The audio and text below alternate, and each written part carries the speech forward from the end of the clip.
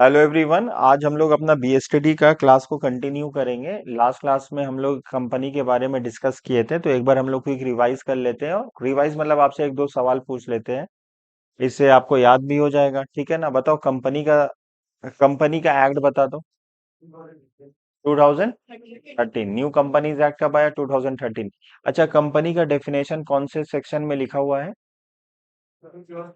Very good, 2 clause 20 में लिखा हुआ गया है। 2 क्लॉज 20। तीसरा एमसीक्यू, प्राइवेट कंपनी और पब्लिक कंपनी। प्राइवेट कंपनी में कितने मिनिमम मेंबर्स होते हैं? दो। वेरी गुड, प्राइवेट कंपनी में मिनिमम दो मेंबर्स होते हैं, मैक्सिमम 200। ठीक है ना? अब पब्लिक कंपनी में मिनिमम 7, मैक्सिमम अनलिमिटेड होते हैं। ठीक है ना? मिनिमम डायरेक्टर्स कितने होते हैं प्राइवेट कंपनी में? नहीं नहीं, मिनिमम डायरेक्टर्स 2, मैक्सिमम मैक्सिमम 15। ठीक है ना? 15 15। अच्छा, पब्लिक कंपनी में मिनिमम डायरेक्टर्स कितने होते हैं? 3। प्राइवेट में 2, पब्लिक में 3। मैक्सिमम हर केस में कितने होते हैं? 15। Very good. अच्छा, ओपीसी का फुल फॉर्म क्या है? 1% कंपनी। ओपीसी का सेक्शन क्या है? अब वो आप लोग पढ़ के नहीं आए। ओपीसी का सेक्शन क्या है? करवाए नहीं अभी? ओपीसी है 1% कंपनी, 2 क्लॉज 62। ओपीसी कौन रिकमेंड किया था? कौन सा कमेटी? जे जे ईरानी कमेटी। चलो, अब हम लोग समझते हैं मेमोरेंडम ऑफ एसोसिएशन क्या होता है। ध्यान दो, ये हम लोग पढ़ चुके थे, बस हम लोग एक बार डिस्कस कर लेते हैं। What is memorandum of association all about? बोला memorandum of association is the most important documents of a company. इसको चार्टर, अब बोलेगा dash is known as the charter of the company, किसमें टिक मारेंगे? ये एमसीक्यू देगा, चार्टर लिख लीजिए। CHARTER, देखो चार्टर लिखा हुआ है, मिला आपको? दैट बोलेगा चार्टर और the constitution of the company. तीन चार कीवर्ड्स आपको याद रखना होगा: charter, constitution, most important documents of the company. ठीक है ना? तो क्या क्या बोलेगा? अच्छा, कंपनी का मोस्ट इंपॉर्टेंट डॉक्यूमेंट्स क्या होता है? Memorandum of association. बोलिए, कंपनी का मोस्ट इंपॉर्टेंट डॉक्यूमेंट्स क्या होता है? Memorandum of association. ठीक है ना? मेमोरेंडम ऑफ एसोसिएशन का दूसरा नाम क्या है? चार्टर ऑफ द कंपनी और कॉन्स्टिट्यूशन ऑफ द कंपनी। ठीक है ना? ये बताता क्या है? अभी तुमसे पूछेगा एग्जाम में, मेमोरेंडम ऑफ एसोसिएशन क्या बताता है? ये डिफाइन करता है power of the business organisation, objective, limitation, boundaries.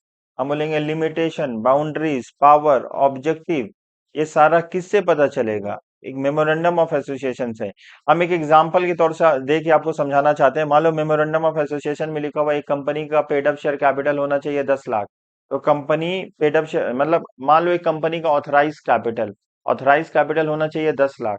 तो कंपनी का जो शेयर होगा ऑथराइज कैपिटल से बियॉन्ड नहीं जा सकता है। बात आप समझ पा रहे हो ना? नहीं जा सकती, मतलब मेमोरेंडम का मतलब होता है रूल्स एंड रेगुलेशन। जो चीज उसमें लिखा हुआ है कंपनी को उसी को फॉलो करना होगा। मेमोरेंडम का मतलब क्या होता है? Rules and regulation. अब उसमें जो चीज डॉक्यूमेंट्स में जो चीज लिखा हुआ है कंपनी को क्या करना होगा? उसी को फॉलो करना होगा। बोलो, बात समझ में आया? यहाँ पे लिखा हुआ है ना, यहाँ पे बहुत इंपॉर्टेंट वर्ड लिखा हुआ है। बोला है a company beyond which can not go. बोला है company beyond the memorandum of association जाके कभी भी कोई एक्टिविटीज परफॉर्म नहीं करेगा, वो गलत हो जाएगा। ठीक है? It is the basic documents on which alone the company can be incorporated. It is altered only according to the provision made in the Companies Act regarding to the alteration. The purpose of the memorandum is to enable the shareholder, creditors, and those who deal with the company. तो यहाँ पे एक definition लिखा हुआ बाबू, आप पढ़ लेना। Memorandum of association refers to that basic documents of the company in which those conditions are stated on the basis of which the company is incorporated. ठीक है? अब यहाँ पे दो तीन पॉइंट हम देख लेते हैं। इसमें क्या क्या दिया रहता है, क्या क्लॉज दिया रहता है बाबू? सबसे पहले बोलिए तो नेम क्लॉज दिया रहता है। The name of the company must be and with the word limited in case of public company. ठीक है ना? company and with the private company in case of private limited company. The name should not be similar to identical to the name of any other company. मतलब same और identical नहीं होना चाहिए. Name clause होगा, registered office होगा. Object and clause मतलब the object of the company must be legal, मतलब जो कंपनी का ऑब्जेक्टिव है वो क्या होना चाहिए, लीगल होना चाहिए. The object should not be contrary to the provision of any law, मतलब हम लोग का जो ऑब्जेक्टिव होना चाहिए वो कंपनी एक्ट जो है ना 2013 उसके वहां पे जितना भी प्रोविजन दिया हुआ है कॉन्ट्राडिक्ट नहीं करना चाहिए, अगेंस्ट नहीं होना चाहिए, ठीक है ना. The object must be immoral. Liability clause, तो तीन चार चीज आप इसमें देख लेना, ज्यादा आएगा तो. मेमोरेंडम आपको समझ में आया, what is memorandum of all about? ये एक इम्पोर्टेंट डॉक्यूमेंट्स होता है जो डिफाइन करता है पावर ऑफ द कंपनी. ये चार्टर ऑफ द कंपनी होता है, ये इसको कॉन्स्टिट्यूशन ऑफ द कंपनी बोला जाता है. यहाँ पे जो भी क्लॉजेस, जो भी डेटा, जो भी इंफॉर्मेशन दिया है कंपनी उसके बियॉन्ड नहीं जा पाएगा, वही काम करेगा, ठीक है ना. यहाँ पे क्या क्या क्लॉज होता है, नेम क्लॉज होता है, रजिस्टर्ड ऑफिस क्लॉज होता है, ठीक है. ऑब्जेक्ट क्लॉज होता है, लाइबिलिटी क्लॉज होता है, कैपिटल क्लॉज होता है, तीन चार क्लॉज होता है, ठीक है. तो नेम क्लॉज में हम लोग एक बार फिर से देख लेते हैं, नेम क्लॉज में क्या आएगा.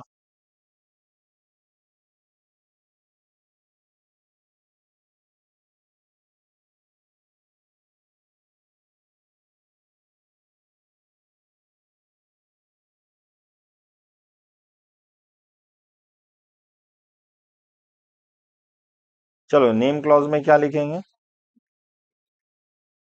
This clause contain the complete name of the company, मतलब इसमें क्या रहता है, complete name of the company रहता है. The company can choose any name subject to the following restriction, मतलब कंपनी कोई भी नाम चूज कर सकता है, कुछ रेस्ट्रिक्शन दिया गया है.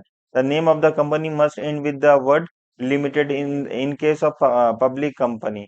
अच्छा, पब्लिक कंपनी और प्राइवेट कंपनी का डिफरेंस पढ़े हैं ना. पता कैसे चलेगा कोई पब्लिक कंपनी या प्राइवेट कंपनी, सर उसके नाम से. कंपनी के नाम के बाद क्या लिखा रहेगा, पीवीटी, प्राइवेट लिमिटेड, पता क्या चलेगा वो प्राइवेट लिमिटेड कंपनी है. कंपनी के नाम के बाद सिर्फ लिमिटेड लिखा हुआ है तो वो क्या कैसे पता चलेगा, पब्लिक कंपनी है, ठीक है ना. या बता दें द नेम शुड, ये तो हम पढ़ा दिए अभी, सिमिलर नहीं होता चाहिए, ठीक है ना. Alternative of the name clause, a company can change its name by passing a special resolution and by obtaining a written approval of the central government. नाम चेंज कर सकते हैं, उसके लिए हम लोग को क्या करना होगा, एक स्पेशल रेजोल्यूशन पास करना होगा और परमिशन लेना होगा सेंट्रल गवर्नमेंट से. रजिस्टर्ड ऑफिस क्लॉज में क्या बताया गया है, this clause contain the name of the state in which the registered office of the company is situated. मतलब समझ में आया, रजिस्टर्ड ऑफिस कौन से स्टेट में है, जैसे उत्तर प्रदेश में है, बिहार में है, वेस्ट बंगाल में है, महाराष्ट्र में है, वो नाम आपको देना होगा, मेंशन करना होगा. बोला है it is necessary because the company get the registered from the state only. It is necessary because a company get the registration from the state only, मतलब कंपनी को रजिस्ट्रेशन कहाँ से मिलेगा, स्टेट से मिलेगा, ठीक है ना. The registered office is a place where all the important documents of the company are kept. बोला रजिस्टर्ड ऑफिस क्या होता है, रजिस्टर्ड ऑफिस एक ऐसा प्लेस होता है जहाँ पे सारा इंपॉर्टेंट डॉक्यूमेंट्स कंपनी का रखा जाता है. हम लेंगे रजिस्टर्ड ऑफिस कहाँ होता है, रजिस्टर्ड ऑफिस क्या होता है, एक कंपनी का रजिस्टर्ड ऑफिस क्या होता है, बोलिए एक कंपनी का रजिस्टर्ड ऑफिस ऐसा जगह होता है, ऐसा प्लेस होता है जहाँ पे सारा इंपॉर्टेंट डॉक्यूमेंट्स कंपनी का रखेंगे, उसको बोला जाता है रजिस्टर्ड ऑफिस. बोलो बात समझ में आया. बोला company must have a registered office when it start is business and activities with in 30 days. बहुत इंपॉर्टेंट लाइन है, 30 दिन के अंदर of its registration which ever is earlier, मतलब जो पहले आएगा, ठीक है. यहाँ पे बोला एक company must have a, company के पास क्या होना चाहिए, रजिस्टर्ड ऑफिस होना चाहिए. जैसे वो बिजनेस एक्टिविटीज स्टार्ट करेगा या बिजनेस एक्टिविटीज स्टार्ट करेगा उस डेट से, या फिर 30 days ऑफ रजिस्ट्रेशन, दोनों में से जो पहले आए. बिजनेस एक्टिविटी किस दिन से स्टार्ट किया, उसको एक कोई भी, अच्छा बिजनेस अपना एक्टिविटीज कोई पर्टिकुलर डेट से तो स्टार्ट करेगा, वो डेट को लिखेंगे.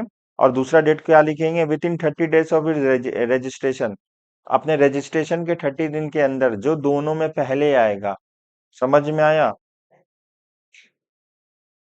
दोनों में पहले के अंदर कंपनी को क्या होना चाहिए बोलो, a company must have a registered office, कब होना चाहिए बोलो? विद इन 30 डेज, या बिजनेस जो स्टार्ट करेगा एक्टिविटीज, दोनों में से जो डेट पहले आएगा। बोले alteration of registered office clause, this clause can be altered, alter का मतलब चेंज, चेंज हो सकता है by passing a special resolution, by obtaining the sanction of the registered both the alter, मतलब हम लोग एक स्पेशल रेजोल्यूशन पास करने के बाद शिफ्ट कर सकते हैं। मतलब हमको रजिस्टर्ड ऑफिस अभी मान लो वेस्ट बंगाल में है, हमको इसको दूसरी जगह लेके जाना है, तो स्पेशल रेजोल्यूशन पास करना होगा, हम एक जगह से दूसरी जगह ले जा सकते हैं।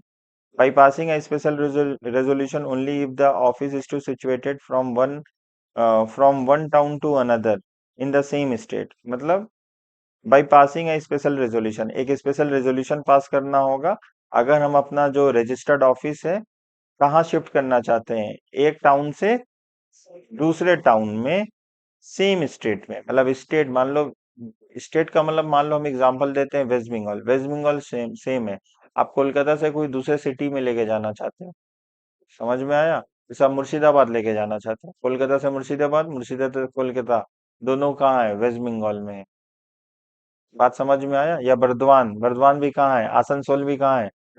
सब तो वेस्ट बंगाल में है सर। बात समझ में आया बाबू?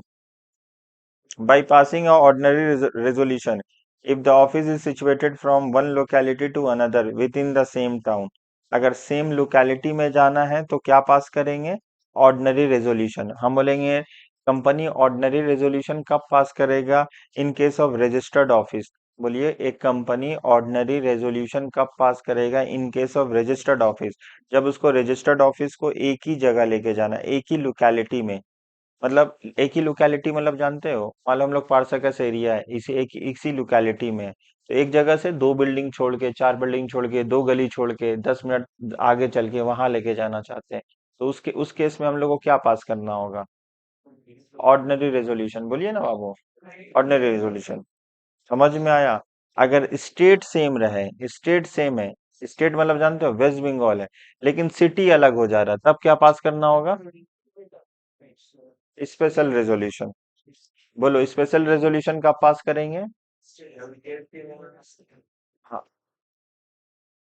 और लोकेलिटी अलग होगा, बोल रहा है ना, shifted from one one locality and under with in the same, बोला shifted from one locality to another. Locality का मतलब होता है एरिया, एक एरिया से दूसरा, टाउन वही है, मतलब सिटी वही है, तब क्या पास करेंगे हम लोग? चलो, ऑब्जेक्ट क्लॉज में क्या बोला है? The clause defines the scope and the limitation of the activities of the company, मतलब कंपनी का क्या स्कोप है, क्या लिमिटेशन है, क्या बाउंड्रीज है, कंपनी किस बाउंड्रीज तक काम कर सकता है, ठीक है ना? Liability clause, this clause defines the liability of the member of the company. In case a company is limited by shares, the liability of the member is limited to the extent of unpaid amount of their shares. For example, if a person is having 1000 share, मान लो company में कोई भी share holder 1000 share खरीदा है, इसका face value 10 रुपया, मतलब share का दाम है 10 रुपया, तो 1000 शेयर खरीदा है, 10 रुपया करके कितना देना होगा? 10,000 रुपया देना होगा। लेकिन 7 रुपया ना, ₹7 पर शेयर बोल रहा है, ही हैज पेड, मतलब एक कंपनी में एक शेयर होल्डर ने खरीदा 1000 शेयर, उसका फेस वैल्यू 10 रुपया, तो कंपनी को कितना देना चाहिए था? 10,000 रुपया देना था। कितना ऑलरेडी पे कर चुका है? 7 रुपया पे कर चुका है, तो कितना नहीं पे किया है? 3 रुपया, तो उसका लाइबिलिटी कितना होगा? तीन ही हजार रुपया, जितना अनपेड है। नहीं समझ पा रहे हो? एक इंसान एक कंपनी में शेयर खरीदा है, कितना नंबर ऑफ शेयर्स खरीदा है? 1000 शेयर खरीदा है, एक शेयर का दाम है 10 रुपया, तो ये 10,000, 1000 शेयर का दाम कितना हो जाएगा? 10,000, 10,000 में कितना पैसा दे दिया है? 7 रुपया एक शेयर पे, तो 1000 शेयर पे 7,000 रुपया, तो कितना पैसा नहीं दिया है? तो उसका जो लाइबिलिटी होगा कितना होगा? मतलब लाइबिलिटी का मतलब कर्ज होगा उस शेयर होल्डर का, कितना होगा? तो कंपनी को कितना देगा? 3,000। बात समझ में आया? बोला at the time of winding up, winding up मतलब जब कंपनी खत्म हो रहा, डिसॉल्व हो रहा, लाइबिलिटी विल बी, कितना लाइबिलिटी होगा कंपनी का? मतलब कंपनी का नहीं, शेयर होल्डर का लाइबिलिटी कितना होगा? 3,000। क्योंकि मालूम है यहाँ पे लिमिटेड होता है, लिमिटेड मतलब ना, in in case of joint stock company जो लाइबिलिटी होता है वो क्या होता है बाबू, लिमिटेड होता है। और हम लोग पढ़ के आए ना, सोल प्रोप्राइटर में पार्टनरशिप में जो लाइबिलिटी होता है वो क्या होता है, अनलिमिटेड होता है, ठीक है ना। कैपिटल क्लॉज आ जाते हैं। अच्छा, एक एक एक चीज और है यहाँ पे, एक पॉइंट और है वो भी देख लेते हैं। In case of a company limited by guarantee, the liability is limited to the amount of guarantee given by the each member.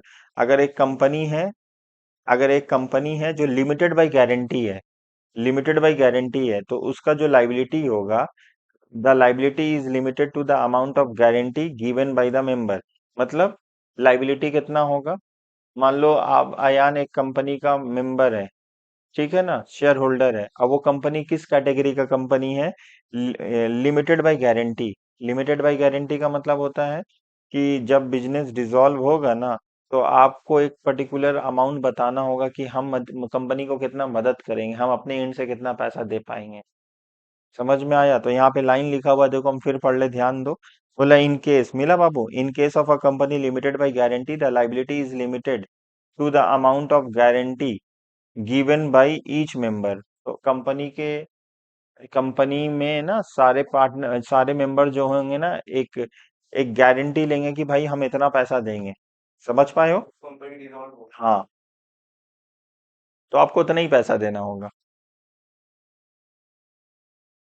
तो दो तरह का लाइबिलिटी क्लॉज में क्या पड़े बाबू, एक नॉर्मल है, लिमिटेड बाय शेयर्स है। लिमिट देखो, पहला वाला समझ में आया आपको? अच्छा, कैपिटल क्लॉज देख लेते हैं। This clause specifies the amount of share capital, ठीक है ना, विद ये with which company is to be registered. मतलब शेयर कैपिटल क्लॉज में क्या बताता है कि कंपनी कितना, कंपनी का ना रजिस्टर्ड कैपिटल कितना होगा। मतलब the clause specifies the amount of share capital with which the company is to be registered at the time of registration of a company ना, कंपनी को बताना होगा उसका रजिस्टर्ड कैपिटल कितना है, उसका ऑथराइज कैपिटल कितना है। The capital with which a company is registered is called registered capital और authorized capital और nominal capital। अच्छा, nominal capital, authorized capital, nominal capital, authorized capital और एक बोलो registered capital, तीनों एक ही नाम है। रजिस्टर्ड कैपिटल, ऑथराइज कैपिटल और नॉमिनल कैपिटल तीनों एक नाम है, ठीक है, कंफ्यूज मत होना। ये क्या होता है, ये बताता है कंपनी कितना शेयर, कंपनी का शेयर, कितना शेयर से कंपनी अपना मतलब रजिस्टर्ड हुआ है। At the time of registration ना हमको डिस्क्लोज करना होगा कि मेरा मेरा ऑथराइज कैपिटल है 1 CR, तो हम 1 CR से इन मतलब ना अपने कैपिटल को मतलब ना बढ़ा नहीं सकते हैं। मतलब हम कंपनी है ना, फंड रेज करेंगे पब्लिक से, तो हम पब्लिक से, मेरे मेमोरेंडम ऑफ एसोसिएशन में लिखा हुआ हम एक कंपनी है जो 1 करोड़ रुपया मार्केट से मैक्सिमम उठा सकते हैं। तो हम सबसे, नहीं नहीं, पूरा ओवरऑल कैपिटल एक कंपनी का 1 करोड़ से ज्यादा नहीं होना चाहिए, 1 करोड़ से ज्यादा नहीं होना चाहिए। ये कहाँ लिखा है? तो अगर हम 1 करोड़ से ज्यादा जाएंगे ना तो ये वायलेशन हो जाएगा, रूल्स का खिलाफ जा रहे हो। मेरा बात आप समझ पा रहे हो? आप कंपनी हो, आपके मेमोरेंडम में कितना लिखा हुआ है, एक 1 करोड़, तो आप पब्लिक से 1 करोड़ से ज्यादा पैसा ले सकते हो? नहीं ले सकते हो। क्यों नहीं ले सकते हो? क्योंकि सर मेमोरेंडम में तो जितना लिखा होगा हम उतना ही ले पाएंगे ना। मेरा बात आप समझ पा रहे हो? फंड रेस करने का मतलब पब्लिक से पैसा लेना, ठीक है। बोलो, समझ में आया यहाँ तक? चलो, ए ओ आर्टिकल ऑफ एसोसिएशन हम लोग देखते हैं। Article of association contain the rules and regulation regarding the management of the company internal affairs. हम बोलेंगे ना एक्सटर्नल रूल्स एंड रेगुलेशन कौन बताता है, मेमोरेंडम ऑफ एसोसिएशन। हम बोलेंगे internal, internal internal rules and regulation कौन बताता है, याद रहेगा? चलो फिर से बोलेंगे, memorandum of association external, external का मतलब कंपनी का बाहर का, इंटरनल मतलब इंटरनल क्या बनाएगा, कंपनी का क्या रूल्स होगा, क्या रेगुलेशन होगा, कैसा मैनेजमेंट होगा। It defines the power and duties right of manager. अब बोलेगा कौन सा डॉक्यूमेंट्स डिफाइन करता है power duties rights of manager and officers and the boards of directors, तो किस में टिक मारिएगा बाबू? मेमोरेंडम ऑफ एसोसिएशन नहीं, आर्टिकल ऑफ एसोसिएशन, याद रहेगा। Generally all the companies prepare their own article of association while preparing the article, ठीक है ना। Great care should be exercise, anything contained in the article which is against the memorandum of association or against the companies act shall be null or void। समझ में आया? अगर हम article of association बना रहे हैं, कोई भी ऐसा चीज आर्टिकल ऑफ एसोसिएशन को प्रिपेयर कर रहे हैं, हम लोग अपने हिसाब से बना रहे हैं, और उसको बनाने में कोई भी ऐसा चीज जो होगा ना, वो किसके अगेंस्ट हो चुका है, कंपनीज एक्ट के या मेमोरेंडम ऑफ एसोसिएशन, तो उस चीज को माना नहीं जाएगा। मतलब समझ में आ रहा है? हम आर्टिकल ऑफ एसोसिएशन, आर्टिकल का मतलब होता है आप बोर्ड्स ऑफ डायरेक्टर का पावर लिख रहे हो, ड्यूटीज लिख रहे हो ऑफिसर्स का, आप कुछ क्लॉज अब ऐसा इंसर्ट कर दिए आर्टिकल ऑफ एसोसिएशन में जो अगेंस्ट हो गया कंपनीज एक्ट का। ऐसा नहीं हो सकता। बात समझ में आया? अच्छा, इसमें क्या क्या क्लॉजेस रहता है हम लोग एक बार देख लेते हैं। दो चार क्लॉज आपको याद रखना होगा। Amount of share capital from different classes of shares, right of each type of share holder, procedure for making allotment of shares, procedure for issuing share certificate, procedure for transfer of shares, procedure for forfeiture of shares, for procedure for री issue of forfeited shares, ठीक है ना। Share issue करने का तरीका, forfeiture करने का तरीका, सब चीज होगा। अभी ये शेयर इशू फॉरफीचर हम लोग आगे डिटेल में पढ़ेंगे तो और ज्यादा आपको समझ में आएगा, ठीक है। ये डिफरेंस पढ़ लेना। हम लोग प्रोस्पेक्टस में आ जाते हैं, तीसरा topic. A public company, a public limited company limited by shares must issue prospectus. अच्छा, हम बोलेंगे प्रोस्पेक्टस कौन इशू करता है, देखो पहला लाइन में आंसर हो जाएगा, आपसे पूछेगा। Public company. पब्लिक कंपनी में लिमिटेड बाय गारंटी है, लिमिटेड बाय शेयर्स है? बोलो। हम बोलेंगे पब्लिक कंपनी में भी दो कैटेगरी है, लिमिटेड बाय शेयर्स है, लिमिटेड बाय। तो याद कर लीजिएगा, प्रोस्पेक्टस कौन इशू करता है, जोर से बोलिएगा। Public company. अब पब्लिक कंपनी में दो तरह का कंपनी होता है, बोलिए। लिमिटेड बाय, देखो लिमिटेड बाय शेयर्स है, याद रहेगा। फिर से बोलो, प्रोस्पेक्टस कौन इशू करता है? Public company. पब्लिक कंपनी में कौन सा वाला कंपनी? Limited by shares. अभी तुमको बताया ना, लिमिटेड बाई शेयर्स। मान लो अयान, अब एक कंपनी के शेयर होल्डर बनना चाहते हो, आप 100 कंपनी का शेयर खरीदना चाहते हो। कंपनी अपना जो शेयर सेल कर रहा है तो कोई भी प्राइस तो रखा होगा ना, उस प्राइस को फेस वैल्यू बोला जाता है। तो मान लो 100 शेयर्स कोई भी कंपनी का खरीदना चाहते हो, 10 रुपीज करके फेस वैल्यू है, प्राइस है, तो आपको कंपनी को कितना देना होगा टोटल? 100 इंटू 10 कितना हुआ? 1,000 रुपया देना होगा। हाउएवर आप 800 रुपीज ऑलरेडी पे कर चुके हो, ठीक है ना। तो अभी आपके ऊपर लाइबिलिटी कितना है? 2 रुपया, मतलब 200 रुपया, है कि नहीं। तो क्या हर एक कंपनी प्रोस्पेक्टस इश्यू कर सकता है? नहीं नहीं नहीं, पब्लिक लिमिटेड कंपनी। आप पब्लिक लिमिटेड कंपनी इशू करेगा। What is prospectus? प्रोस्पेक्टस होता क्या है? हम बोलेंगे प्रोस्पेक्टस होता क्या था, बोलिएगा ये एक डिटेलिंग होता है कंपनी का। कंपनी का पूरा इंफॉर्मेशन दिया रहेगा, होता नहीं है। प्रोस्पेक्टस मतलब एक एक इंफॉर्मेशन, मतलब ना, बताया जाता है आउटसाइडर को। अब जब तक एक आउटसाइडर को एक अच्छा इंफॉर्मेशन नहीं दिया जाएगा तो वो कंपनी का शेयर्स क्यों परचेस करेगा? समझ पा रहे हो? जैसे उसमें प्रोस्पेक्टस में क्या लिखा रहेगा, कंपनी कब से स्टैब्लिश हुआ, कंपनी का स्कोप क्या है, कंपनी कितना अच्छा काम कर रहा है, कंपनी का कहाँ कहाँ ब्रांचेस है, कंपनी का अचीवमेंट, कंपनी का स्कोप, कंपनी का विजन, कंपनी का मिशन, कंपनी का ऑब्जेक्टिव, ये सारा चीज प्रोस्पेक्टस में दिया रहता है। बात समझ पा रहे हो? हम लोग प्रोस्पेक्टस में क्या दिया रहेगा?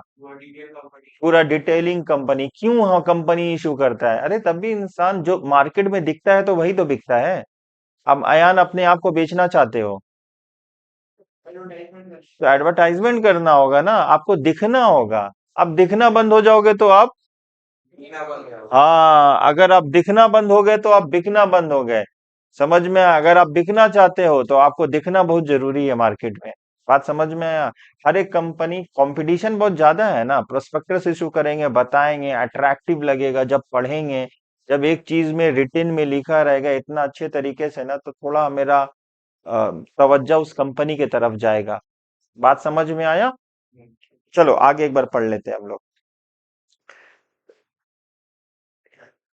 बोला है limited by shares must issue prospectus if you want to make an appeal to public. Appeal, appeal कर रहे पब्लिक को, जनता को, जनता को अपील कर रहे, आइए जनता, आइए भाई और बहनों, मेरे कंपनी का शेयर सब्सक्राइब करिए।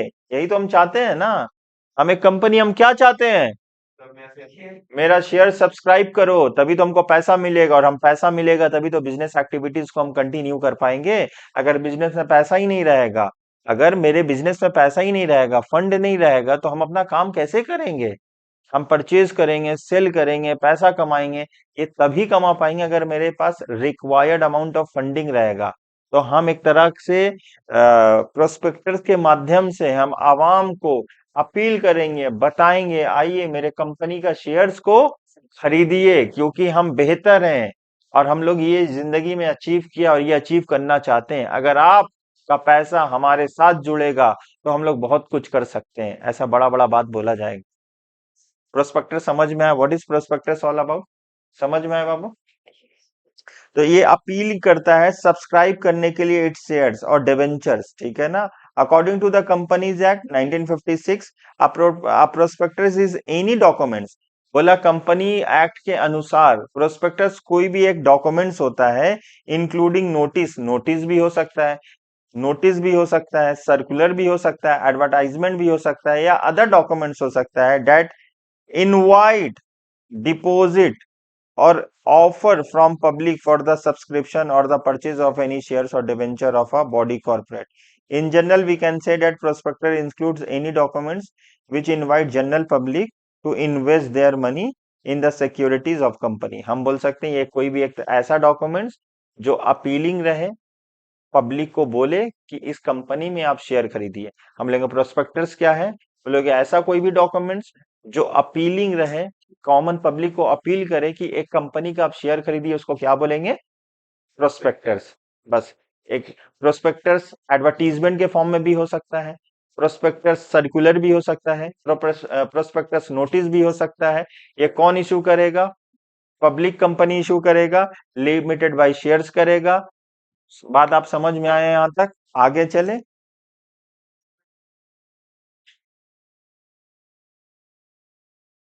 आ जाइए, हम लोग थ्री अभी हम लोग छोड़ के आगे जाएंगे, फिर फोर करने के बाद फिर थ्री आएंगे। Business service. सर्विस और प्रोडक्ट का अंतर क्या होता है? What is the difference between service and product? Sir एक अंतर होता है, सर्विस जो होता है टेंजेबल होता है या इनटेंजेबल होता है? इनटेंजेबल होता है। और जो प्रोडक्ट होता है, अच्छा हम बोलेंगे किसका फिजिकल एग्जिस्टेंस होता है? टैंजिबल का, टैंजिबल प्रोडक्ट आर टैंजिबल ना, प्रोडक्ट फॉर्म टैंजिबल होता है, उसका फिजिकल एग्जिस्टेंस होता है। बट अगर हम लोग बात करेंगे सर्विस का, क्या सर्विस का फिजिकल एग्जिस्टेंस होता है? सर्विस मेरा टैंजिबल होता है? तो अभी हम लोग यहाँ पे बिजनेस में बहुत तरह का सर्विस होता है। यहाँ पे पहला है बिजनेस सर्विस। बिजनेस सर्विस के बारे में पढ़ते हैं। Service can be defined as all those economic activities which are intangible, ठीक है ना, separately identifiable, and when it and which is provided to satisfy wants। तो हम लोग अभी पढ़ लें, इसमें ये क्या होता है? इनटेंजिबल होता है, ठीक है। अच्छा फीचर्स क्या है सर्विस का, हम लोग होता है।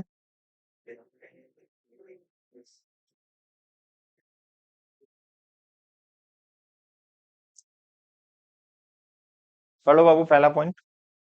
हाँ, Intangibility. The most common feature of services is that they are intangible in nature. मतलब पहला पॉइंट क्लियर हो गया। सर्विस जो होता है, एक कॉमन फीचर जो सारे सर्विस में होता है, वो होता है इनटेंजिबल। सर्विस को हम लोग देख नहीं पाएंगे। समझ में आया? That is, they cannot be seen or touched, but can be only be judged after consumption। इसको हम लोग फील कर पाएंगे, जब हम लोग को सर्विस मिलेगा ना तो महसूस कर पाएंगे, हाँ सर्विस मिला है, अच्छा लग रहा है, पहले से बेहतर हुए हैं। तो इसका कोई फिजिकल एग्जिस्टेंस नहीं होता, कोई शेप एंड कोई साइज नहीं होता है। समझ में? हम लोग जज कर पाएंगे, फील कर पाएंगे, महसूस कर पाएंगे। अनुभव कब होगा? जब सर्विस लेंगे ना, तभी तो बोलेंगे हाँ सर्विस बहुत अच्छा था। आगे चलो, next point. Inconsistency. Very good, inconsistency पढ़िए बाबू। Service provider are required not only to provide the services each time, but also to change their offer according to the expectation and demand of their customers. Same service may be provided differently by different service provider.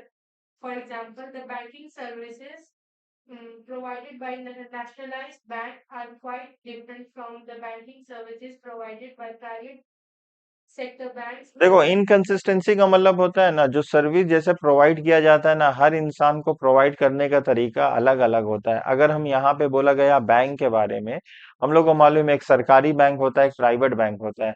अगर आप सरकारी में जाइएगा, वहां का बात करने का तरीका, वहां पे सर्विस देने का तरीका वो कम्प्लीटली डिफरेंट होगा अगर हम लोग कंपेयर करेंगे सरकारी बैंक को प्राइवेट बैंक से, है कि नहीं? तो वहां सर्विस ही मिल रहा, लेकिन प्रोवाइड करने का तरीका पूरा ही डिफरेंट है। चलो आगे बोलते हैं। Inseparability. The services can't be separated from service providers. For example, we cannot separate the medical service provided by a doctor from the doctor. हम्म, हम लोग कुछ कुछ को सेपरेट नहीं कर सकते हैं, ठीक है। चलिए इन्वेंट्री पढ़ते हैं। Inventory. The main feature of service is that services consumed immediately they are produced. So there is no need to maintain inventory or stock of मतलब services. नॉर्मली ना स्टॉक हम लोग सर्विस का नहीं रख सकते हैं, जैसे वो आपको प्रोवाइड किया जाएगा आपको इमीडिएटली कंज्यूम किया जाएगा। जिसका फिजिकल एग्जिस्टेंस होता है, जिसको हम लोग टच कर पाएंगे, फील कर पाएंगे, उसी का हम लोग स्टॉक मेंटेन करते हैं ना। जैसे आपको सर्विस दिया गया, आपको क्या करना होगा, तुरंत ही आपको क्या कर लेना होगा बाबू, कंज्यूम कर लेना होगा। चलो, involvement. Involvement when the service delivery process is the most important feature of the service. An opportunity is given to the consumer to bring changes in the services according to the requirements. For example, telephone companies provided telephone services, but to use this service, customers have to make or receive the call. अच्छा, तो example से आपको service के लिए आपको involve होना पड़ेगा, involvement. Example के तौर से, for example telephone companies provide telephone service, but to use this service customer have to make और रिसीव कॉल। समझ में आपको? जैसे कॉल तो अपने आप नहीं लग जाएगा ना। अगर आपके पास मोबाइल फोन है या फोन है, उसका सुविधा लेने के लिए आपको हिम्मत करके मतलब जो भी नंबर को डायल करना होगा ना। अगर आप नंबर को डायल नहीं करोगे तो सर्विस का आनंद कैसे लोगे? या कोई आपको कॉल किया तो आपको फोन उठाना होगा, कॉल को रिसीव करना होगा, तभी तो आप अपना मन चाहा बात अपने आप को एक्सप्रेस कर पाओगे, अपने फीलिंग को एक्सप्रेस कर पाओगे। समझ में? आप अपने फीलिंग को तभी एक्सप्रेस कर पाओगे जब आप कनेक्ट होगे लाइन से, और कनेक्ट होने के लिए आपको हिम्मत करके फोन उठाना होगा। तो आपका इन्वॉल्वमेंट बहुत जरूरी है, आपका इन्वॉल्वमेंट बहुत जरूरी है। जैसे आपको सर्विस इंडस्ट्री, हम लोग भी तो आपको सर्विस ही दे रहे हैं ना। तो इस सर्विस का आनंद लेके घर से हिम्मत करके यहाँ पे आना होगा, घर से निकलना होगा, 4 कदम चलना होगा, ट्यूशन ना होगा, तभी आप सर्विस ले पाइएगा, सर्विस को एंजॉय कर पाइएगा। आपका इन्वॉल्वमेंट होना चाहिए। और बताइए कहाँ पे कहाँ पे? पार्लर में, वेरी गुड। पार्लर बोली, पार्लर में भी हमको अपने आप को चेंज करने के लिए हमको कदम बढ़ाना होगा ना। कोई तो मेरे घर आके चेंज नहीं करेगा, या घर आएगा तब भी हम उसको कॉल करना होगा, अपॉइंटमेंट लेना होगा। तो इसका मतलब आपका इन्वॉल्वमेंट बहुत जरूरी है कि नहीं? आप रेलवे से मतलब ना यात्रा करना चाहते हो, ठीक है ना, you want to go from one place to another, उसके लिए आपको इनिशिएटिव टिकट कराना होगा, रिजर्वेशन लेना होगा, सो ऑन। आप फ्लाइट का आनंद लेना चाहते हो तो फ्लाइट में आपको टिकट कराना होगा। मतलब ह्यूमन का इन्वॉल्वमेंट बहुत जरूरी है। चलिए, बात समझ में आया? चलो, टाइप ऑफ सर्विस हम लोग पढ़ते हैं। Business service, social service and personal service. Business service refer करता है वो सारे एक्टिविटीज को, मतलब बिजनेस सर्विस रिफर करता है वो सर्विस को जो हेल्प करता है बिजनेस ऑर्गेनाइजेशन को कंडक्टिंग देयर एक्टिविटीज। एग्जांपल जैसे ट्रांसपोर्टेशन। अच्छा, बिजनेस को हेल्प करने में बिजनेस को भी तो सर्विस प्रोवाइड करना पड़ता है ना। अगर बिजनेस को अपना एक्टिविटीज को परफॉर्म करने के लिए बिजनेस को क्या हेल्प करता है? बिजनेस को क्या हेल्प करता है? ट्रांसपोर्टेशन बिजनेस को हेल्प करता है। अगर ट्रांसपोर्टेशन नहीं होगा तो बिजनेस का काम आधा अधूरा होगा ना। ट्रांसपोर्टेशन हो गया, बैंकिंग हो गया, कम्युनिकेशन हो गया, वेयर हाउसिंग हो गया, इंश्योरेंस हो गया। ये सारा क्या है? सर्विस है जो जो बिजनेस एंजॉय करता है। समझ में आया? अगर बिजनेस को ये सारा सर्विस नहीं मिलेगा तो बिजनेस इतना ग्रो नहीं होगा। आप देख लो बिजनेस कितना ज्यादा ग्रो हो रहा है, इसके पीछे ये सारे चीजों का वजह है, रीजन है। अगर आज बैंकिंग इंडस्ट्री डेवलप्ड हो रहा तो बिजनेस डेवलप्ड हो रहा। पहले बैंकिंग इंडस्ट्री देखो, आज का बैंकिंग इंडस्ट्री देखो, कितना ज्यादा ट्रांजैक्शन हो रहा है ना, कितना ज्यादा सुविधा दिया गया है, कितना सारा ऑप्शन दिया गया है जो हम लोग अवेल करते हैं अपने सहूलियत के हिसाब से। तो banking day by day developed हो रहा, बिजनेस करने का नजरिया भी तो चेंज हो रहा है, क्योंकि आज सारा ट्रांजैक्शन किससे हम लोग करते हैं? बैंक के जरिए से कर रहे हैं ना, ऑनलाइन कर रहे हैं। Social service, the service which are provided voluntarily for achieving certain social goal are known as social service. For example, educational service to the children of weaker section of the society and health. ये अगर आप society में जो weaker class हैं उनको आप क्या दे रहे हो? प्रोवाइड करो एजुकेशन या हेल्थ एंड केयर सर्विस, इसको सोशल सर्विस बोला जाएगा। Personal service are experience differently by different customers, these differ according to their service provider. These also depend on the customer demand and preference. For example, tourism, restaurant. अब हम लोग जानते हैं ना, restaurant अपने हिसाब से हम लोग जाते हैं खाना पीना। अगर हमको कहीं डे आउटिंग में जाना है तो आपका कुछ पसंदीदा होगा जहाँ पे आप वहां पे विजिट करोगे। समझ में आए? तो ये सब्जेक्टिव मैटर है, डिपेंड करता पर्सन टू पर्सन। हमको कुछ और खाना पसंद है, हमको बंगाली डिश पसंद है तो हम बंगाली रेस्टोरेंट जाएंगे। आपको अयान को चाइनीज पसंद है तो वो चाइनीज जाएगा। ये पर्सन टू पर्सन वेरी करता है। ठीक है। टाइप ऑफ बिजनेस सर्विस, यहाँ तक सब ज्ञान का बात था, जो एग्जाम में आने का चांसेस नहीं का बराबर है, बस आपको जीवन में आपको कंट्रीब्यूशन देगा, नॉलेज देगा। अभी जो पढ़ेंगे वो ज्ञान का भी बात है, जीवन में भी हमको अच्छा भी होगा। सबसे पहले banking, insurance, communication, warehousing and transportation. Banking क्या होता है? अच्छा, बैंकिंग पहले, बैंकिंग नेशनलाइज नहीं था, पहले बैंकिंग में बहुत इशू था। तो कुछ डेट हम बोले वो आपको याद होना चाहिए। 19 जुलाई 1969 को बैंकिंग 14 बैंक नेशनलाइज हुआ था। कब नेशनलाइज हुआ था? 19 जुलाई 1969 को 14 बैंक को नेशनलाइज किया गया था। 14 14 जुलाई 1969 को कितना बैंक को नेशनलाइज किया गया था? अच्छा, नेशनलाइज का मतलब क्या होता है? Government undertaking. नेशनलाइज का मतलब क्या होता है?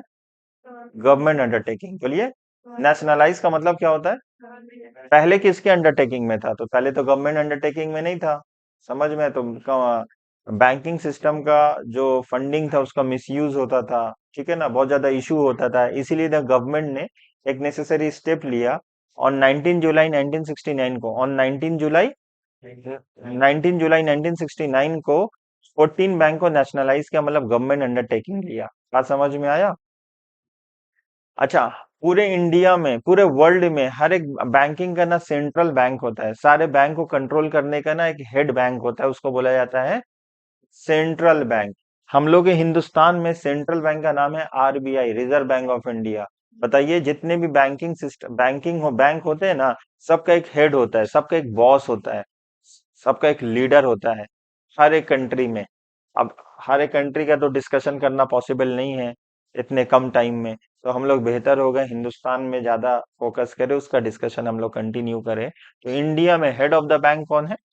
आरबीआई। आरबीआई का फुल फॉर्म?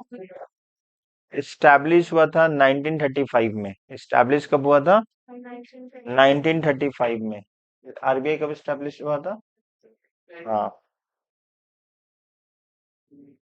भी जितना पूछा पूछेंगे, एक बार आप देख लीजिए।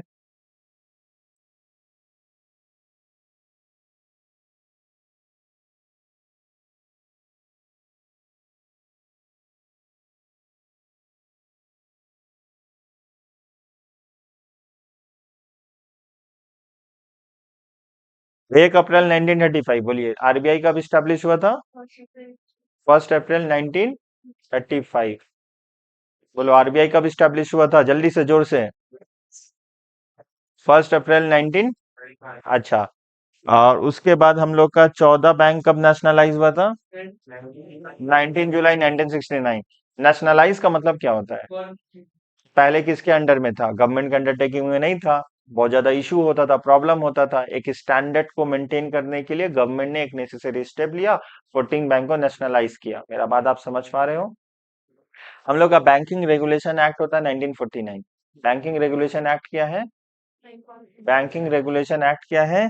1949 है। समझ में आया? बैंकिंग रेगुलेशन क्या एक्ट क्या है? 1949। एक बैंक क्या है? A bank may be define as a financial institution. Bank को कौन सा इंस्टीट्यूशन बोला जाता है? फाइनेंशियल इंस्टीट्यूशन बोला जाता है। बैंक किस में डील करता है, बोलिए बाबू? पैसा में डील करता है। A bank may be define as a financial institution which deal in money, which take deposit from public by the way of offering four type of account. Usually bank चार तरह का अकाउंट को offer करके public से पैसा fund raise करता है। पहला अकाउंट का नाम होगा सेविंग बैंक अकाउंट, दूसरा का होगा करेंट अकाउंट, तीसरा का होगा फिक्स डिपॉजिट अकाउंट, चौथा का होगा रिकरिंग डिपॉजिट अकाउंट। हम बोलेंगे बैंक क्या है, तो बोलिएगा सर बैंक एक फाइनेंशियल इंस्टीट्यूशन होता है। और जितने भी बैंक होते हैं वो किसके अंडर में आते हैं? आरबीआई के अंडर में आते हैं, reserve bank of India. Hindustan में करेंसी छापने का अधिकार किसके पास है? आरबीआई। याद रहेगा? सब किसको बात मानेगा बोलो तो? आरबीआई का, ठीक है ना? तो बैंक क्या है, एक बार हम लोग फिर से रिपीट करेंगे। A bank may be define as a financial institution which deal in money, which take deposit from public by the way of offering four type of account. चार तरह का कौन सा अकाउंट प्रोवाइड करता है? Saving bank account, current account, fixed deposit account, recurring account, और हो गया चार तरह का। चलिए, तो बैंकिंग एक बार हम लोग पढ़ लेते हैं, यहाँ पे वही लिखा हुआ है। चलो, टाइप्स ऑफ बैंक एक बार देख लेते हैं। यहाँ पे कॉमर्शियल बैंक है। Commercial bank are those bank which are govern by Indian banking regulation act 1949। देखो हम लोग पहले लिख दिए। कॉमर्शियल बैंक और the are the bank which govern by the Indian banking regulation act 1949। The main function of this bank is to accept deposit. Accept deposit, जो accept करेगा deposit, कितना तरह अकाउंट प्रोवाइड करके? चार तरह का, फ्रॉम द पब्लिक एंड मतलब company, जितने भी बैंक होते हैं उनका, हम कमर्शियल बैंक के बारे में बोल रहे हैं। उनका प्राइमरी फंक्शन क्या है? Taking deposit from public. उनका प्राइमरी फंक्शन क्या है? Taking deposit from. बैंक भी तो बिजनेस करता है। जो पब्लिक से पैसा ले रहा है उसको कहाँ इन्वेस्ट करेगा?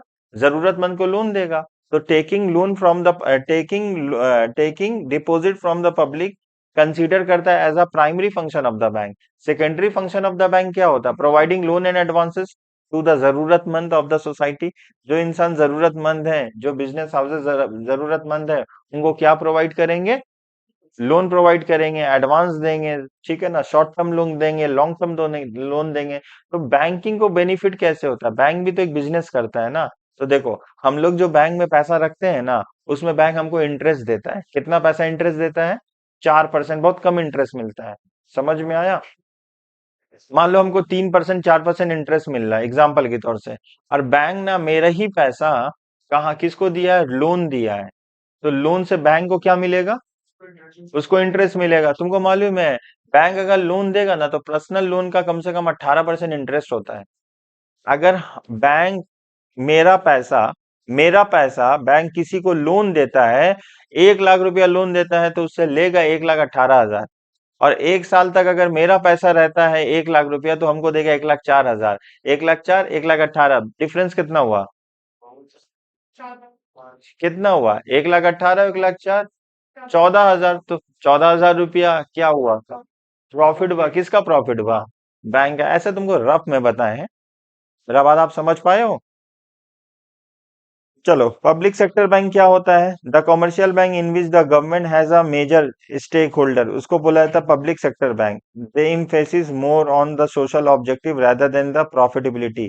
जैसे आरबीआई, देखो आरबीआई तो सारे बैंक को कंट्रोल करेगा ना। जैसे एसबीआई हुआ, स्टेट बैंक ऑफ इंडिया हुआ, उसको क्या बोला था? Public sector bank. Largest commercial bank in India, example बोलिए। एसबीआई। एसबीआई का पहले नाम था इंपेरिकल बैंक ऑफ इंडिया, उसके बाद उसका नाम पड़ा SBI, state bank of India. Largest commercial bank of India का नाम है एसबीआई। याद रहेगा? For example state bank of India, Punjab national bank, ये सारा किसका एग्जांपल है? Public sector bank. मतलब इसमें सरकार का कंट्रीब्यूशन ज्यादा है, ठीक है ना? जहां पे गवर्नमेंट का अच्छा, हिंदुस्तान में गवर्नमेंट का ऑब्जेक्टिव क्या है? वेलफेयर, प्रॉफिट कमाना, नॉट सोल ऑब्जेक्टिव नहीं है। मेरा बात आप समझ में आया? प्राइवेट सेक्टर क्या हो गया? जैसे एक्सिस बैंक हो गया, एचडीएफसी हो गया। These commercial bank our own and manage and control by private owners. तो पब्लिक सेक्टर और प्राइवेट सेक्टर बैंक समझ में आया? प्राइवेट सेक्टर में यहाँ पे एग्जाम्पल लिखा हुआ, आपको एग्जाम्पल भी आ जाएगा। हम बोलेंगे आईसीआईसीआई बैंक, एचडीएफसी बैंक, ये किसका एग्जाम्पल है? तो बोलिएगा प्राइवेट। हम बोलेंगे बाबू SBI, state bank of India, ये किसका एग्जाम्पल है? पब्लिक। बस एग्जाम्पल ही याद रखोगे। Cooperative bank, these are the banks which are governed by the State Cooperative Society Act. The main aim of such bank are to provide credit at a cheaper rate for their member. हम बोलेंगे cooperative bank क्या होता है? तो बोलिएगा sir, ये चलता है, गवर्न होता है स्टेट कोऑपरेटिव सोसाइटी एक्ट से, और इसका मेन ऑब्जेक्टिव उद्देश्य होता है सस्ता रेट में अपने मेंबर लोग को ना लोन प्रोवाइड करना। इसका उद्देश्य ऑब्जेक्टिव क्या होता है?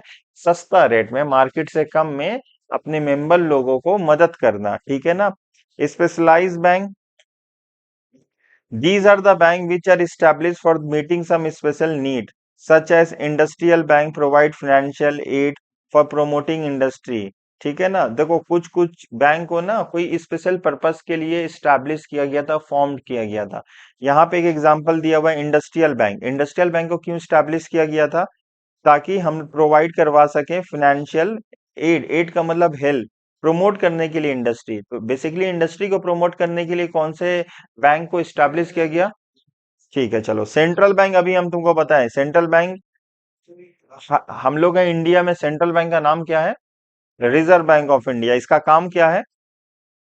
करेंसी छापना। नोट इशू करना ना। नोट इशू करने का काम किसके पास है? आरबीआई के पास। अच्छा, कोई और नोट इशू कर सकता है? अच्छा, गवर्नमेंट को नोट का जरूरत है, वो क्या करेगा?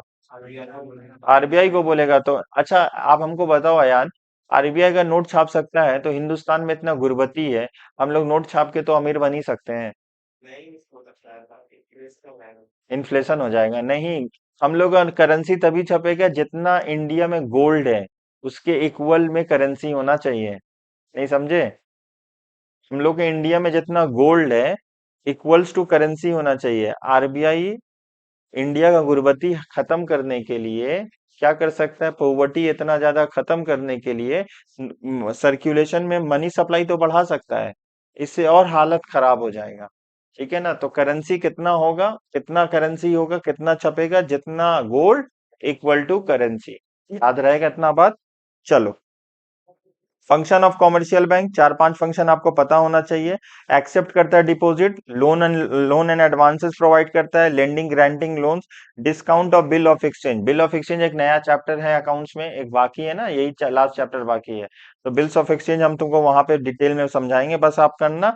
Bills of disc bills of exchange का मतलब होता है मेरे पास एक बिल है। बस अभी तुमको शॉर्ट में बता देंगे, अकाउंट्स के क्लास में डिटेल में बताएंगे। बिल्स ऑफ एक्सचेंज का मतलब मेरे पास एक बिल है। जैसे मेरे पास बिल है, ठीक है ना?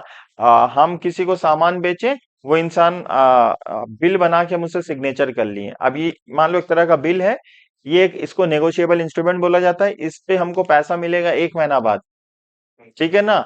हम एक बिजनेस है, और मुझे एक कस्टमर से 1 महीना के बाद पैसा मिलेगा। 110% पैसा मिलने का चांसेस है 1 महीना बाद। ठीक है ना? अब क्या होगा ना, अभी हमको पैसा का जरूरत है, हम क्या करेंगे? ये बिल बैंक को बेच देंगे। बैंक को बेच देंगे, बैंक को बेच देंगे, उसको बोला जाता है बिल डिस्काउंटेड। मेरा बात, जैसे अयान बैंक है, अयान के पास जाएंगे, हम बोलेंगे अयान बैंक भैया, अयान बैंक भैया, आप मेरा ये बिल को डिस्काउंट करवा दीजिए ना। तो वो डिस्काउंट कर देगा। ये हम इसमें फेस वैल्यू कितना है? 10,000। अयान अपना कुछ कमीशन काट के हमको पैसा दे देगा। सिंपल सा बात है, समझ में आए? ये बिल्स ऑफ एक्सचेंज में मेरे इसका दाम कितना लिखा हुआ? 10,000।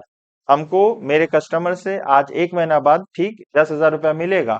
लेकिन हम क्या करें, अभी मेरा पैसा का जरूरत हो गया ना, तो हम बैंक को अप्रोच करेंगे। अयान बैंक के पास जाएंगे, बोलेंगे अयान बैंक हमको पैसा दे दो। बोलेगा कितना है? बोलेगा हम 10,000 हमको मिलना चाहिए रोहित से। बोलेगा ठीक है, हम रोहित से पैसा हम कलेक्ट कर लेंगे। मेरा बात आप समझ पा रहे हो? तो अयान को क्या फायदा होगा? अयान हमको देगा 9,800, 200 रुपया वो रख लेगा। अरे 1 महीना तो वेट करेगा ना। इसी को बोला जाता है बिल डिस्काउंटिंग। बिल डिस्काउंटिंग का मतलब हम बिल बैंक को बेच दे रहे हैं, ये भी सुविधा उपलब्ध है, ये भी फैसिलिटीज प्रोवाइड करता है बैंक, ठीक है। Collection of cheque and draft, हम बोलेंगे बैंक मेरा मेरा ना थोड़ा काम कर दो, बैंक सब काम करता है मालूम है। हाँ, बैंक तुम्हारा इलेक्ट्रिसिटी बिल पे कर देगा, बैंक तुम्हारा अयान तुम्हारा बच्चा का ट्यूशन फीस जमा कर देगा, स्कूल का फीस जमा कर देगा, ठीक है। बैंक बहुत काम करता है, सबके लिए कमीशन लेगा बैंक। समझ में आया? Collection of remittance, personal service भी बहुत सारा चीज दिया जाता है, ठीक है ना। Advantage and importance of bank, हमको नहीं लगता इसमें आप पढ़ के आपको ऐसा बात लिखा हुआ है, आप नहीं समझ पाइएगा, आप इसको रीड कर लीजिएगा। यहाँ पे देखो क्या क्या फैसिलिटीज दिया जाता है। लॉकर फैसिलिटीज भी दिया था, पता है। अयान तुम्हारे पास बहुत कीमती चीज है, तो आप कहाँ पे रख सकते हो? लॉकर में। चलो, time and deposit of bank. Saving bank account क्या होता है? सेविंग बैंक कौन खुलाता है? हम लोग नॉर्मल लोग, नॉर्मल लोग जो कहीं काम करते हैं, कुछ पैसा मिलता है, या मतलब हाँ पैसा सेव करना चाहते हैं, घर खर्च से करने के बाद जो कुछ पैसा बचता है उसको बैंक में डिपॉजिट कर देंगे। नॉर्मली क्या होगा, हमको इसमें एटीएम मिलता है, चेक मिलता है, पासबुक मिलता है, और हम क्या करेंगे, कुछ कुछ जीरो बैलेंस होता है, कहीं पे कुछ पैसा मेंटेन करना होगा। मेरा बात आप समझ पा रहे हो? तो सेविंग अकाउंट एक प्राइमरी ओपन किया, ओपन बाय जनरल पब्लिक। ये कौन ओपन कराता है? General public. जनरल पब्लिक मतलब कोई भी ओपन करा सकता है, कोई भी ओपन करा सकता है, जनरल पब्लिक। इसका ऑब्जेक्टिव उद्देश्य क्या होता है? Encourage the people for saving, क्योंकि सेविंग के लिए ना, ये अगर हम लोग के पास दो पैसा है बैंक में जमा कर देंगे, धीरे धीरे धीरे धीरे पैसा बढ़ता जाएगा, तो मेरे वक्त में हमको वो सपोर्ट कर पाएगा ना। अरे अली, अगर तुम एक अकाउंट खुलवा लेते हो और हर महीना जो तुम्हारे पास पैसा बचता है, 100 200 500 1000 10,000 20,000, आप क्या करोगे उसमें? बैंक में डिपॉजिट करोगे, तो एक दिन जो फंड होगा बड़ा होगा ना। जैसे अली धीरे धीरे बड़ा हो रहा, अली तुम पहले छोटे थे, हम सही है कि नहीं? कल तुम और बड़े हो गए, तो वैसे तुम्हारा बैंक में जो पैसा रखा हुआ है पहले बहुत छोटा था, फ्रीक्वेंटली बेसिस में आप उसमें पैसा डिपॉजिट करिएगा तो वो भी तो बड़ा होगा। तो ये एक तरह का इंकरेज किया जाता है पब्लिक को कि वो पैसा इन्वेस्ट करें। बोलो, बात समझ में आया? ठीक है। Name of a minor under his, अच्छा अगर कोई माइनर है जिसका एज 18 ईयर से कम है, उसको क्या बोला था? माइनर। माइनर का भी अकाउंट खुल सकता है, पता है आपको? तो उसका गार्जियनशिप में उसके पेरेंट्स का होगा। गार्जियनशिप समझ सक रहे हो ना, उसके पेरेंट्स का होगा। चलो, a saving account can also be open in a joint name. Very good, आपको पता होना चाहिए सेविंग बैंक अकाउंट में ज्वाइंट नेम है। ज्वाइंट नेम मतलब जानते हो, husband and wife. Husband foreign में कमा रहा है, पैसा अकाउंट में डाल रहा है, वाइफ एंजॉय कर रही है।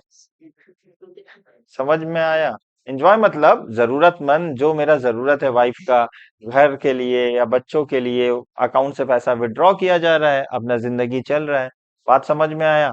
तो बोलेंगे ज्वाइंट अकाउंट का मतलब जहां एक अकाउंट दो इंसान मिल के ऑपरेट करेंगे। यूजुअली देखा जाता है हस्बैंड एंड वाइफ। यूजुअली क्या देखा जाता है? Husband and wife. माइनर का बताएं, ज्वाइंट अकाउंट बताएं, ठीक है। आगे चलते हैं, देखते हैं क्या लिखा हुआ है। द अकाउंट में भी विदाउट, अच्छा यहाँ पे चेक, जो अकाउंट होता है ना वो चेक के साथ भी आता है, विदाउट चेक भी आता है। तो वहां अब आप फॉर्म फिलअप करना होगा ना, तो वहां आपको पूछना होगा कि चेक चाहिए कि नहीं चाहिए, क्योंकि चेक के लिए जब चेक खत्म होगा ना तो कुछ आपको बैंक चार्जेस काटता है, बहुत माइनर होता है, नहीं का वारा पर नॉमिनल फीस दिया मतलब जैसे आप एटीएम यूज करोगे तो साल का कुछ चार्जेस कटता है, पता है, वो बहुत कम रहता है, हम लोग को पता नहीं चलता है। वैसे आप अगर चेक बुक का फैसिलिटीज लेते हो बैंक से, तो बैंक आपको ना कुछ मतलब चार्जेस आपको देना होगा, वो आपको आपका ऑटो डेबिट हो जाएगा, आपके अकाउंट से डिडक्ट हो जाएगा, मतलब बहुत कम होता है, इसीलिए हम लोग को पता नहीं चलता है। ठीक। Money can B deposit in number of times, आप जितना चाहो पैसा डिपॉजिट कर सकते हो और चाहो विड्रॉ कर सकते हो, ठीक है ना। अभी हाँ, जितना चाहो पैसा डिपॉजिट कर सकते हो, जितना चाहो विड्रॉ कर सकते हो। ठीक है ना। लेकिन आप बहुत बहुत अमाउंट, ज्यादा ह्यूज अमाउंट डिपॉजिट कर रहे हो, क्योंकि तो सेविंग का मतलब क्या होता है, घर खर्च के बाद जो भी पैसा बच रहा है हम अकाउंट में ले आके पैसा जमा कर रहे हैं। लेकिन आप 10 लाख 15 लाख रुपया एक साथ जमा कर रहे हो तो आपको पैन कार्ड का नंबर चाहिए, परमानेंट अकाउंट नंबर होता है ना, वो आपको वहां पे डिस्क्लोज करना होगा। सेविंग का मतलब क्या होता है, महीना का एंड में जो पैसा बच जा रहा है उसको बैंक में जमा कर ले रहे हैं। अब तुम ला रहे हो महीना का एंड में ला रहे हो 10 लाख रुपया 20 लाख रुपया, तो गवर्नमेंट पूछेगा ना भाई आप कैसा काम कर रहे हो। तो आपको क्या डिस्क्लोज करना होगा along with the pan. Pan का मतलब होता है परमानेंट अकाउंट नंबर। समझ में आया। वहां पे आपको प्रोवाइड करना होगा। बात समझ पा रहे हो। यहाँ पे जो इंटरेस्ट दिया जाता है नहीं का बराबर, बैंक लगेगा एहसान कर रहा है, नहीं का बराबर इंटरेस्ट दिया जाएगा, बहुत कम रहता है। सबसे ज्यादा रहता है फिक्स डिपॉजिट में, सबसे कम रहता है तुम्हारा सेविंग अकाउंट में, नहीं रहता है करंट अकाउंट में। करंट अकाउंट में बिजनेसमैन के लिए होता है। अगर आपका बिजनेस है, बार बार परचेज सेल इसमें कुछ रेस्ट्रिक्शन होता है सेविंग बैंक अकाउंट में। इसमें क्या होता है, रेस्ट्रिक्शन होता है। समझ में आया। लेकिन करंट अकाउंट में कोई रेस्ट्रिक्शन नहीं है। आप करंट अकाउंट क्यों खुलवा रहे, क्योंकि हम झमेला नहीं पालना चाहते। कोई रेस्ट्रिक्शन नहीं है, इन नंबर टाइम्स, इन्फिनिटी टाइम्स आप पैसा डिपॉजिट करो, विड्रॉ करो, गवर्नमेंट को कोई इशू नहीं है। अरे इन्फिनिटी टाइम मतलब अनलिमिटेड टाइम पैसा डिपॉजिट और विड्रॉ करने के लिए ही तो हम सेविंग बैंक करंट अकाउंट खुलवाए हैं ना, तो कोई इशू तो होगा ही नहीं।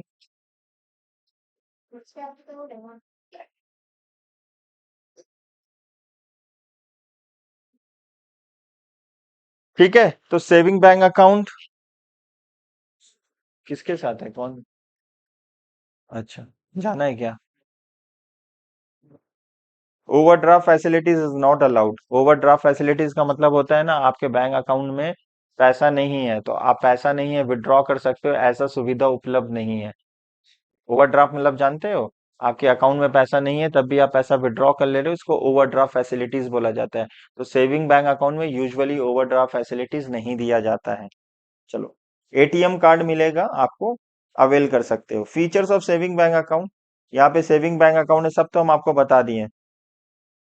बात समझ में आया। सेविंग बैंक अकाउंट क्या है बाबू। एक बार करेंट अकाउंट पढ़ लेते हैं हम लोग। करेंट अकाउंट किसके लिए होता है बोलो। बिजनेसमैन के लिए। वो किसके नाम पे खुलेगा, बिजनेस के नाम पे खुलेगा, आपके नाम पे नहीं खुलेगा। अयान आपके नाम में नहीं खोलोगे, अयान लिमिटेड खुल जाएगा। समझ में आया। अयान इंटरनेशनल खुल जाएगा, अयान प्राइवेट लिमिटेड खुल जाएगा। समझ में आया। अयान कैंटीन खुल जाएगा। मतलब आपके नाम में बिजनेस होना चाहिए। बिजनेस, अली तुम्हारा क्या बिजनेस होगा अगर होगा फ्यूचर में तो।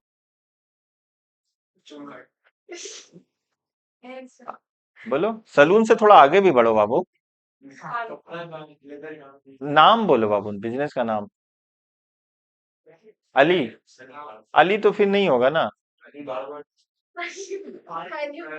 अली इंटरप्राइज, हाँ अली इंटरप्राइज हो जाएगा। तो अली अकाउंट खुलेगा तो कहाँ खुलेगा, तो सेविंग बैंक अकाउंट में खुलेगा। अली इंटरप्राइज कहाँ खुलेगा, करंट अकाउंट में खुलेगा। करंट अकाउंट में क्या लिमिट, क्या बेनिफिट मिलता है, आप जितना चाहो पैसा डिपॉजिट कर सकते हो, जितना चाहो विड्रॉ कर सकते हो, गवर्नमेंट बोलेगा करते रहो, हमको कोई प्रॉब्लम नहीं है। समझ में आया। अगर आप सेविंग बैंक अकाउंट में बहुत ज्यादा पैसा डिपॉजिट और विड्रॉ करते हो तब आपको प्रॉब्लम हो जाएगा ना, नोटिस आ जाएगा। लेकिन करंट अकाउंट में करोगे, इसी के लिए तो हम करंट अकाउंट खुलवाए हैं।